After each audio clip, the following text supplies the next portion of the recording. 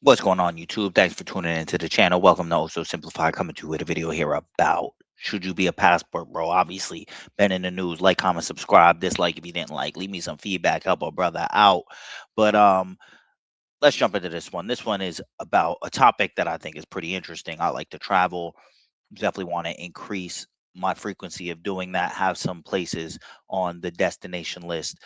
Currently, I've been to Cartagena 2 times since the pandemic. Went there very recently. Have my own thoughts. Obviously, the passport bro movement for people around my age, single men, it's something that comes up here. Is it easier overseas? What's the easiness? So we're gonna take you through some kind of myths, the things I think are being sold to you. I think a lot of people are selling you a dream. I think there are many opportunities overseas. I think it's a great strategy long term, especially with some things that are happening in the US, even away from like the whole dating thing. Like economically, I think you should kind of learn to be a global citizen, be able to move around on different continents and move where things could be easier. Think times can obviously change in a snap. If you watch my channel, I've obviously talked about rising and falling empires, but I'm going to keep this a little bit more practical, dive into the macroeconomics and stuff from my view a little bit on this particular one. If you want more content like this, let me know. But let's start off with this broke passport dude that is broke in Thailand. That's where we're gonna start this off at. So we on the Okie Dokie Jackson channel. Shout out to the beef that him and Corey Holcomb have. O'Shea Duke Jackson, Celebrity Junk. So I'm gonna play this. Really here to talk down on other creators or whatever somebody's going through. But again, this dude has been brought to my attention. And it seems like he's another guy who is basically stranded in Thailand or stranded overseas asking for bros to give him money. Now, this is a guy who basically has live streams begging for donations every single day. So first off, the thing that has held me back from traveling the most has been the idea that I'm not trying to be out there worrying about all of my problems in the back. Now, I think a lot of this whole passport bro movement really appealed to people that were in that state. They got a lot of problems at home. And basically, you can run away from all your problems with your American dollars and live this crazy life in the Philippines, in Thailand, in Colombia, in Brazil, etc., in Dominican Republic. But I just don't understand how that's a long term strategy. Now, everybody's not going to this extent where they're literally going broke. There are tons of horror stories out there about people that do go broke when they go out there. But understand that the a big part of the appeal of going to these places is not the infrastructure that they have, because obviously it's not going to be as good as the US. It is the fact that your money goes further. But if you don't have money or money coming in, the whole concept kind of falls through. So we're going to play a little bit more of this and just listen to like this dude's strategy of surviving. And I know that you don't believe me, but check it out. Yo, this the fundraiser, man. Yo, The fundraiser, y'all man. already know. You snow. We out here. $0 raised so far, man. Um, is what it is, bro. Yeah, $0 raised so far. Goal is $500. Uh, I gotta be out. I'm gonna be out today. I think that's probably another reason why I woke up out of nowhere, bro. So he's waking up in the middle of the night because he's getting kicked out of his place in Thailand where it is 4 times less, just using these numbers, than what you would pay in the US. And you came from New York where it's even more expensive compared to what most people are thinking. So I'm just saying that like that is not the strategy. And if people are selling you this dream, you got to think it through a lot further, because there are a lot of people in this position in all of these places that are the spot. A lot of these dudes, they go down here, they think it's going to be easier. They find women that are generally, let's be honest, P for P, which no problem with that. If that's what you're trying to do, even if you're trying to be a weekend warrior, if that's what you want to do, it's legal there. Do what you want to do. But this idea that people are selling you that they're going, it's so easy, you're just not going to know the language, not going to know anything, and you can even go there with basically nothing and live this extravagant lifestyle, to me is dumb. Is stupid. That's basically it. And then the next thing, which I'm not gonna really get into the working type of women. in that kind of like the bar girls they call in Thailand, you know, um, in Cartagena, obviously you go to the clock tower, there's, a ton of people there. Um, Now I will generally think a lot of the times when people are selling you, oh, you can find somebody, that is generally actually who they're talking about. And when you see them bring these different chicks on stream, a lot of them are just being paid, which once again, I don't think there's any problem with that. But it's the idea that a lot of people think that they're going to go there and there's people breaking down their door just for the strength of them. And let's be clear, the reason why you're popular in those other places is because your purchasing power goes up 4 or 5 times in these places. So you become the rich person down there. The same way when I go to New York and I wonder who are the people that are going to these, five-star restaurants all the time and eating out all the time and have the money to do that. You become that person when you go to these other places. And there's a leverage to that, there's a benefit to that. And I'm going to get beyond that where there's a larger benefit that I think a lot of people in this demographic are not taking advantage of or even talking of or even exploring, which is the investment portion. But that's step one. So the second one I want to get to is the idea if you are a loser here, you're gonna be a loser there. And once again, your money is the thing that's shielding stuff. So if you bring them back and a loser and you were a loser here, you're gonna be a loser when you get here, and the chick's gonna realize it too. So My this is Filipino wife has been Americanized. My Americanized Filipino wife. That seems to be triggering a lot of people. Let me explain what I mean. In America, if a woman, if a wife, even a girlfriend, is not happy in the relationship, all she has to say to the world on social media, and especially to the government, I'm not happy. And if she drops the word abused or anything along those lines, the American system steps in. So what he said there is the thing. It's the American system. It's not the chick. Like they're saying that these chicks are getting Americanized. A lot of these girls in these third world countries, and I've been around them. I'm not gonna go into great detail, at least on this video, of my, you know, explorations, but they are just as uh I don't even know if the word is conniving. I got to look up the exact definition of that because that could have some connotation I'm not trying to say, but they are sharper, more street smart than a lot of the women in America. They just don't have the same tools at their disposal. Like when you go to Colombia, like even just something as simple as the schmishmorsman, getting it fixed, getting it taken care of, or reproductive rights, I guess, is the way that a lot of people are saying it now, which makes no sense because it's not like a reproductive rights, like a reproductive anti-right, I guess. But I digress on that point. You can't do that there. Like that's like a thing. There is no like buddy that's gonna come and save you. I was taking a city tour. I didn't realize like I mean, and maybe I understood wrong, but I don't even think like your formative education, like the elementary school and that stuff, is free there. Like you have to pay to go to kindergarten and the first grade, like those are concepts that are foreign to me. So these people are in a situation where they're accepting what they can get. It's the same way, and I don't mean this to demean anybody. It's like like there's a thing that I heard one time Brandon Carter say that somebody told him. So, but whatever. The idea is like, do dogs like bones? Most people be like, yeah, no, dogs like meat. They settle for bones because we eat the meat and we give them the bones. If somebody is in a position where that's all they can get, that's what they're going to take. But the second you take them somewhere else, like if I put kibble on the floor, my dog is going to eat it. Now, if I put kibble and a steak next to it, my dog's going to eat the steak first because that's what he actually likes better. It's just that's not what he has. So he wants to live. So he's going to eat. So I think that's a big concept people are taking away. Obviously, there's a cultural aspect. Obviously, there's how you've been raised and your language and all these other factors, but there is also a big portion that people run off of incentives. And if the incentives are in one way, people are going to move towards those incentives. It's the same way where when you think about immigration and a lot of the places that have a problem with the immigration, A lot of them have a lot of social programs that if you come here, you can have a baseline of living that in other countries does not exist. Which, going back to the passport bro that got stranded, is like you get stranded in Thailand, there ain't no welfare that's gonna, like, your shelter that's gonna take you in. You're just staying in the rain during the rainy season. But I digress. Let's listen to a little bit more of this and then we'll get to the good stuff.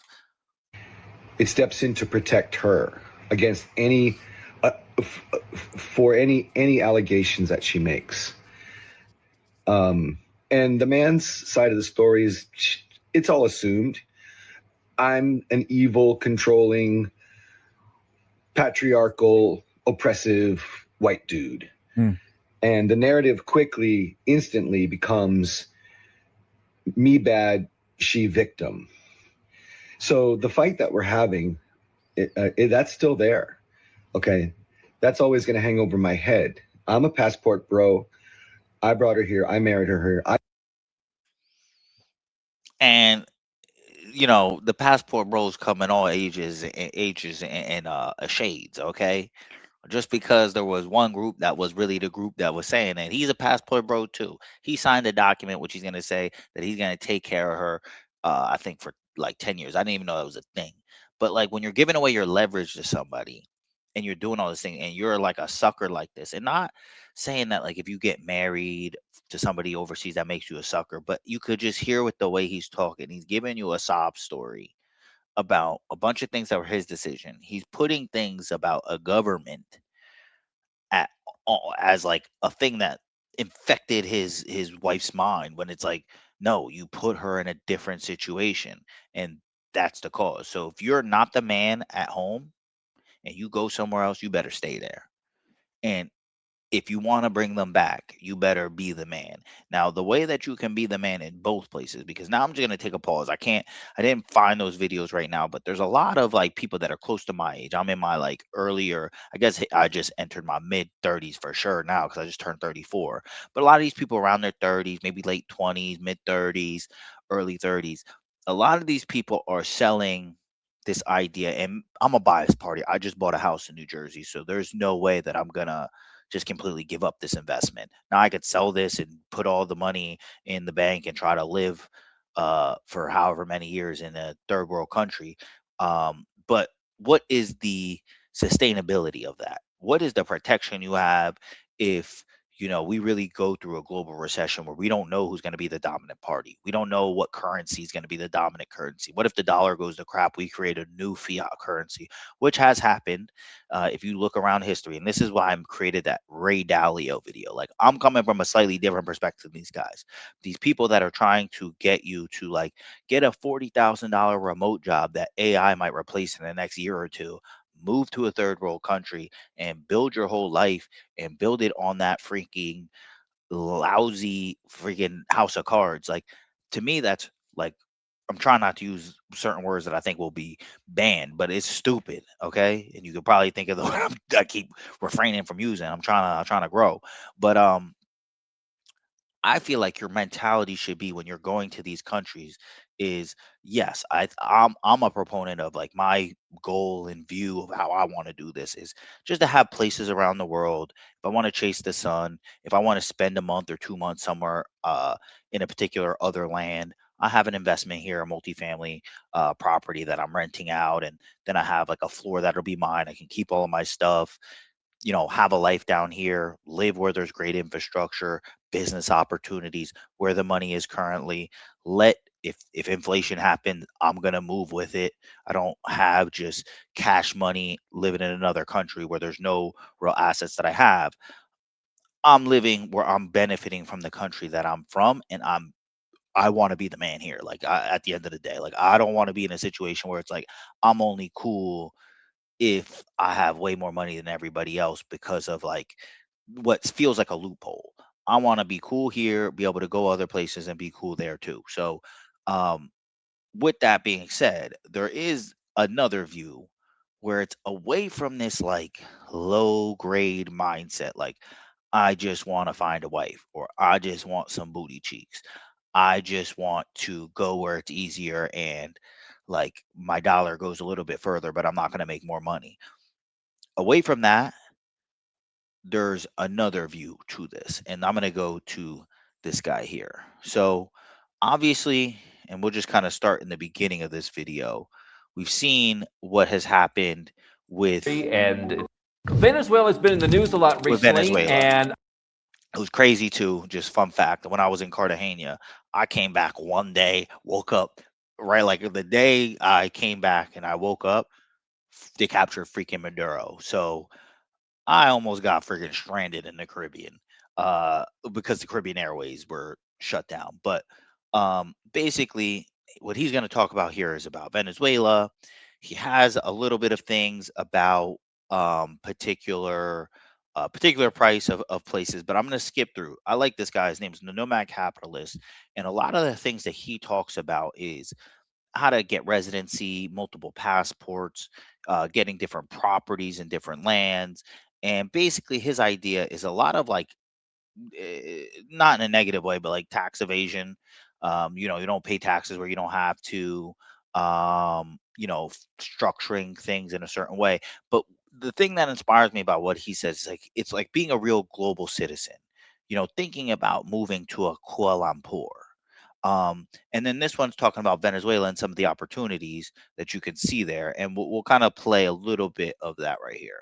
because if Venezuela does rebound in the coming years, maybe there's a tourism boom. People from around the world have liked going to Venezuela for many years. It is a beautiful country. But And just to take a quick pause here, if you know any history, there's plenty of places. I can name two right off the top of my head. Saudi Arabia, not Saudi Arabia, Abu Dhabi, which was viewed as like a Saudi Arabia. Like I never heard of anybody going there when I was in high school and middle school. That there was not like a place like Dubai was not what it was freaking 20 years ago. Singapore was not what it was in the 80s. And then you see pictures of places like Iran and what it was in the 70s, Venezuela, where even though there was a large economic disparity between the rich and the poor, it was kind of a booming country in some capacities back in the day. That who says it can't be that now that it seems like there could possibly be a new regime being lifted or some new mandates that might make it a little bit more accessible to more people, there could be opportunities to invest in something that can grow. Also, when you're going to these uh, passport bro locations, maybe the ones that are the hot spots now, like you look at prices in Cartagena, they're very expensive, basically like the same as if any other hot place around the world. But maybe some of the offshoots, maybe some of those places, maybe that's a place where you can get a residency where you could stay. That if something were to happen that you need to move or you want to chase the sun and go somewhere, you can go there and park there and understand the investments there. That instead of looking at this from a very transactional, I'm just going there for some ass, you're looking at this that I'm going to figure out a way to set up real pillars of life that can make me economically stable. Now, there are some digital nomads that making a ton of money just off of the online thing, of making the videos and doing the travel vlogs. But a lot of these travel vloggers, as I mentioned before, are lying to you. They're paying for play, and most of their money, especially in the passport bro, low knuckle dragging, mouth breathing. Yeah, I stole this from CGA. Mouth breathing people, their view is to just get your attention to watch the video. They don't really have a product to sell you. And the only way they're making money is just like that first guy. They're either begging you or they pay a lot of girls to be on stream and sell you this dream that you're going to show up there and they're going to be there without you buying tables, buying a lot of stuff, paying money for these people to be on stream and be there in an effort for you to get money. But I digress. Let's continue on with some of what he's saying. potentially you'll see more interest from Westerners, or maybe you just want to have a house and live there and make that kind of your bug-out location. I do believe you should own homes around the world. I agree with And this. hey, if you could go to countries like Venezuela or northern Serbia or I don't know, all kinds of places around the world where real estate's cheap, you could buy something for a very small amount of money, tie that in with getting a residence permit, and enjoy it whenever you want in the future, or sell it for a profit. So if you want to buy land in South America, probably the cheapest land is in Paraguay and Bolivia. You can buy like extremely cheap land. But if you want to live in Venezuela, where Now, Paraguay and Bolivia depends on your proclivities. I'm more of a like I need to be by an ocean. If you, I don't know how good you guys are with geography. Paraguay, Bolivia, landlocked countries. prices are already going back up and you want land in a beautiful kind of rural Uh, town. This is where she lives in Merida, and the So talking about a rural town, and we're just gonna skip over to like bedrooms where they for talk about. $15,000. So that's kind of still in the price range. We did a video many years ago in Vojvodina in northern Serbia, where you can buy like these village homes where everybody's kind of moved to Germany. So you can buy these homes for $15,000.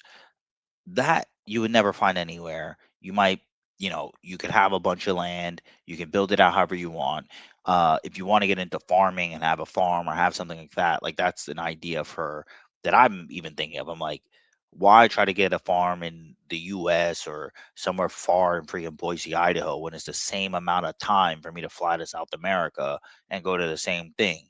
It's like, and I can get it for way cheaper, and then I can get the horses for way cheaper. I can get the labor for way cheaper. I can get everything for way cheaper. It's like starting to think and expand your mind that you can live across different lands. Like you don't have to be stuck here, and it doesn't have to just be for the booty cheeks. Like that's the main thing that I'm trying to get across, because most of what you're seeing is people doing the P for P. If you really want to get into like a dating scene and stuff like that, you're gonna have to learn the language and fit in with the culture. That's my true belief. Like I just cannot imagine really making any connection with somebody if those things aren't there. And most of the people I do see in the quote unquote pass pro movement, a lot of them don't seem like they're really in the culture. They show up there for a week, make it seem like they're just there. They got the mouthpiece. They did da da da da da da, da, and like that's how they got everything. When I've been, I haven't been there maybe as many times as they have, but I've been to these places enough where it's like I see how people are moving. I see how the foreigners are moving, and a lot of it is just they party, they buy a lot of stuff, they look like ballers that are spending a lot of money, and they're paying for the girls. But um, my view is to think a little bigger, thinking like more of a dominating fashion. How are you gonna take over the world? Uh, and just really just set up a life that is not like you just trying to get by on the bare minimum. Living a bigger life. And even if you go to these other countries, being in a position where if you did want to make moves like where this dude brought the chick back, you're a winner here, and you're not going to make stupid decisions that's going to take away all of your leverage and then blame everything on somebody's mind changing when you put them in a whole different circumstance and environment and should have been ready to adjust to how they're going to adjust to this new environment. But that's why I really like this guy. I would suggest following his channel, Nomad Capitalist. I'll give Chisha Zed for the coffee pod, and then we'll give Okie dokie, O'Shea Duke Jackson with the Celebrity John. We'll give everybody their credit for this. But as far as this topic goes, he doesn't really talk about a ton of dating. You can kind of see him. No offense to the guy, he's like looks more like squarish type. But a lot of what I really like that he's talking about, he's always talking about the emerging markets where things are growing, how it's like to live somewhere and be somewhere. And his whole mentality is he lives in all these different places. Now, he did give up his American residency and his American passport, from what I've understood for what he said. That's not really within my cards. I really still want to be here for at least 3 to 6 months out of the year, even in the distant future.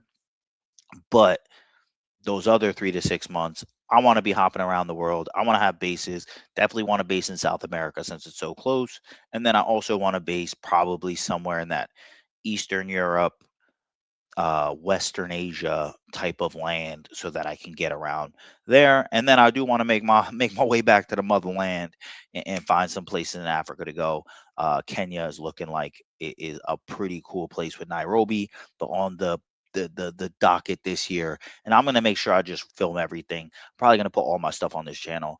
Um, Hopefully I'll be going to a combat jiu-jitsu sambo tournament in Moldova, and hopefully I'll do some training out in Phuket, Thailand. But that's really it for this one.